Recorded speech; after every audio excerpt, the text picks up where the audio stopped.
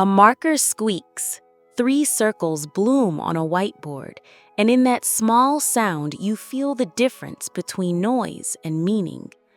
Outside the room, the world is busy with plans and metrics and dashboards. Inside, someone points to the smallest circle in the center and says, "This is where we begin."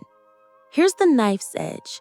If you lost your title, your budget, your entire playbook tomorrow, what belief would you hold so tightly that others would still choose to follow you? You know this question already lives somewhere under your ribs. It's the question that calls you when the tactics blur. If you've ever felt the gap between what you do and why it matters, stay with me. We're going to trace that squeak of ink all the way back to something quiet and stronger than strategy. And by the end, you'll know what to write in the center of your own circle. Start with Why is Simon Sinek's invitation to lead the way human beings actually decide. He wrote it in a time when companies were drowning in features and quarterly targets, and leaders were trying to win by shouting louder. He noticed something simple and unsettling. The teams and movements that change us don't persuade us with catalogs. They invite us into a story about what they believe. That pattern shows up everywhere, in business, in social movements, in our careers. And once you see it, you can't unsee it. This message matters more than ever because the world keeps changing what and how. And the people who thrive are the ones who stay rooted in why. At the heart of the book is one sentence that lands in both the head and the heart. People don't buy what you do. They buy why you do it. The goal is not to convince everyone. It's to find the people who believe what you believe and give them something true to follow. Let's begin with the golden circle because it's more than a diagram. It's an X-ray of decision-making. Most leaders talk from the outside in. They start with what they make, then explain how it's different, and maybe, if there's time, add a line about purpose at the end.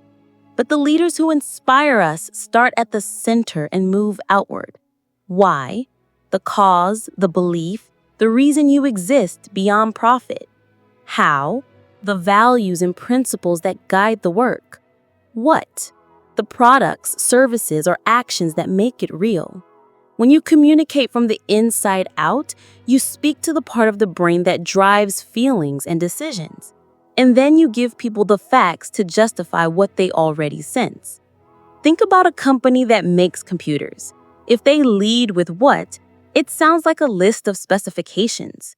When they lead with why, say a belief in challenging the status quo and empowering individuals, the same devices become proof of an idea.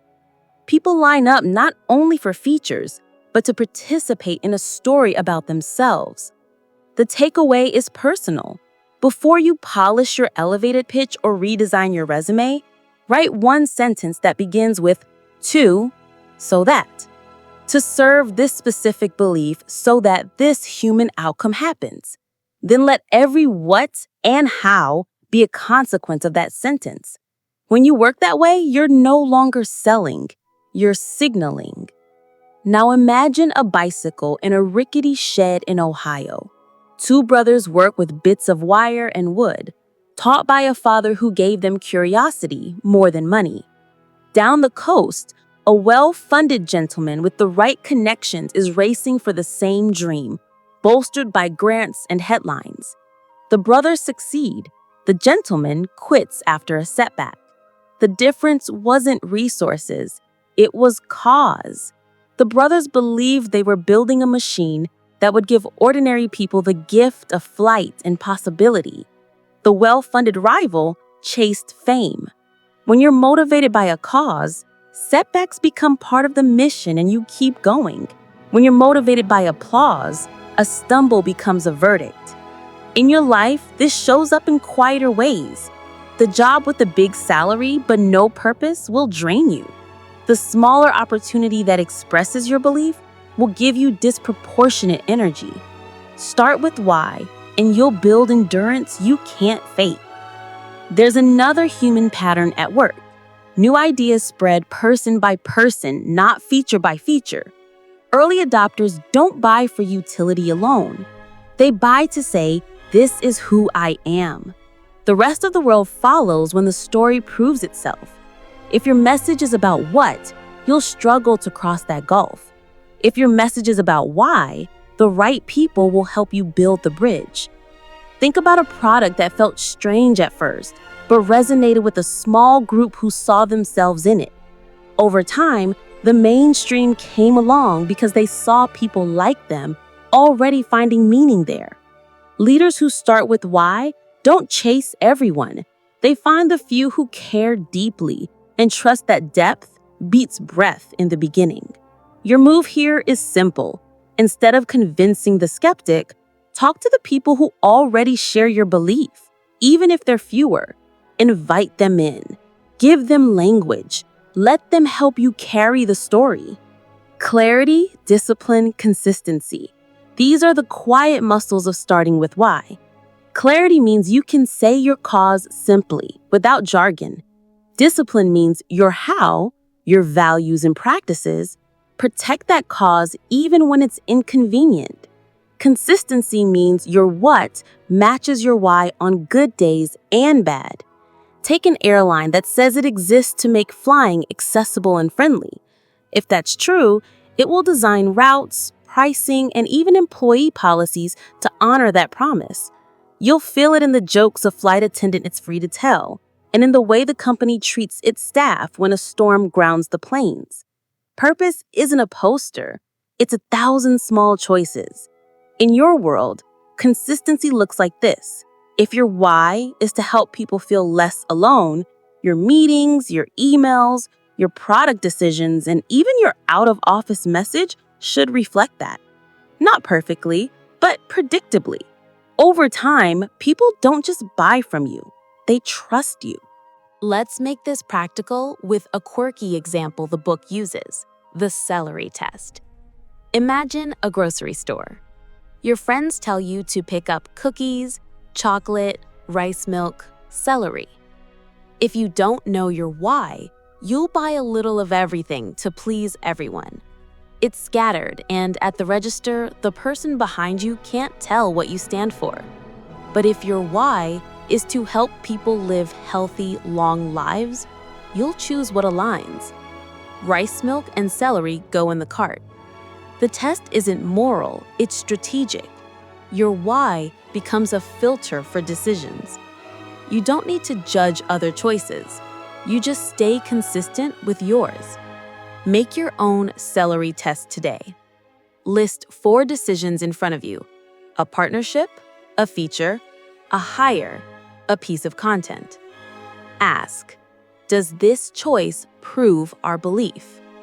If the answer is no, even if it's financially tempting, let it go. You're not saying never. You're saying not for us, not right now. Purpose reduces noise. Here is a subtle trap. As organizations grow, the what can overshadow the why. Early on, a founder's belief is obvious because everything is scrappy and hand-built. With success come metrics, layers, and processes, all useful. But if you're not careful, achievement replaces meaning. You hit the numbers and feel strangely hollow. The remedy is not to burn it all down. The remedy is to protect the why with rituals, stories, and the right kind of people. Hire and promote for belief, not just skill. Teach the origin story to new teammates as if it matters, because it does. Put the founder's courage into the bloodstream of the company, not on a slide no one opens. And for yourself, separate achievement from success. Achievement is a milestone. Success is living your why in public. They can coexist. When they do, you feel both proud and peaceful. Consider a summer day in Washington, D.C. A man steps to a podium and shares not a 12-point plan, but a dream. He doesn't ask people to march for him. He calls them to march for a future they already carry in their hearts. The crowd didn't show up because they were promised a perfect strategy. They came because the words matched the belief they were ready to make real. That's the power of starting with why. It activates identity. Try this when you communicate something important. Remove half your bullet points. Begin with a sentence about the world you see and the future you're committed to. Then, show how the details serve that future. You'll notice people lean forward. They're not evaluating you. They're locating themselves inside the story. Another truth the book underlines is that trust flows from values under pressure. Anyone can repeat a purpose statement when things are easy. It's what you do when it's expensive that teaches people what you truly believe. Think of a company that chooses to protect its team during a crisis, or a leader who admits a mistake publicly and makes it right. Those actions cost something, and that cost is what prints your why onto people's memory. In your life, the next time a decision pits your values against short-term gains, pause. Ask, if we do this, will the people we serve feel more or less safe with us? The right answer won't always be the most profitable this week, but it will buy loyalty you can't purchase any other way. Purpose also simplifies leadership. When you start with why, your role shifts from controlling to curating. You stop trying to push people and start to attract the right ones. You stop micromanaging tactics and start broadcasting belief, then trust people who share it to figure out how. This is how movements scale without losing their soul. It's also how teams stop burning out. It's exhausting to chase moving targets without meaning. It's energizing to wake up and know the point. If you lead a team, try this exercise. At your next gathering, invite everyone to finish the sentence, "The reason we exist is..." Write them all down. Look for the through line. If the answers are all over the map, don't panic. You've just diagnosed the work. Clarify the center circle together before you add more projects to the outer ring. There's a personal side to this book that often gets overlooked. Start with Why isn't only for CEOs or activists. It's for anyone who wants a career that feels like a contribution instead of a performance. Your why often hides in your story, in the moments you felt most alive, and the wounds that taught you compassion. Think about the times you helped someone and lost track of time. Think about the frustrations you can't let go of because they point to something you long to fix. Don't pressure yourself to make it grand. A good why is specific and generous. To create clarity for others.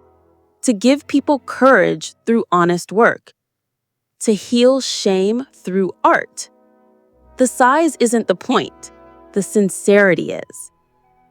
Of course, none of this matters if your why stays in your head. The what still matters because it proves the why. That's why the book insists on the trilogy. Clarity of why, discipline of how, consistency of what. If you say you believe in craftsmanship, ship fewer things and sweat the edges.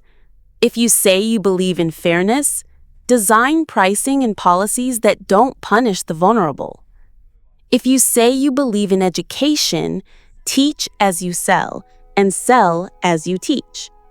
A leader who starts with why doesn't hide the belief behind the product. They let the product be evidence of the belief. Let's gather the threads. People follow leaders who help them make sense of themselves. The golden circle is a simple way to remember how to speak to that deeper part of us. Begin with why, the belief that makes your work worth doing. Let your how protect that belief with values you can name. Let your what be the proof people can touch. Focus first on the few who feel it with you. Momentum follows meaning. Use the Celery Test to filter choices in the real world. Guard against the drift that replaces purpose with performance. And remember that the most persuasive story you'll ever tell is not about you, but about us, the future we can build together if we trust the same compass. So here's your gentle push. Picture those 3 circles again. Hear the squeak of the marker. In the center, write one sentence that names your why in words a child could understand. Put it where you'll see it when you're tired or tempted. Today, make one small decision that proves it. Send one message that starts from belief, not features. Choose one option in your cart that matches your cause and leave the others behind. Then watch what happens in your mood, your team, your customers. You'll feel the ground solidify under your feet because you're standing on something that doesn't sway with the headlines. Before you go, let's close the loop we opened. What would you hold on to if the titles and budgets disappeared? Hold on to that sentence in the center. When you start there, you won't need to push as hard. You'll attract. You won't have to pretend certainty. You'll earn trust. And you won't spend your life chasing applause. You'll build something worthy of it. That's the promise of starting with why. Not that the path gets easier, but that it finally makes sense.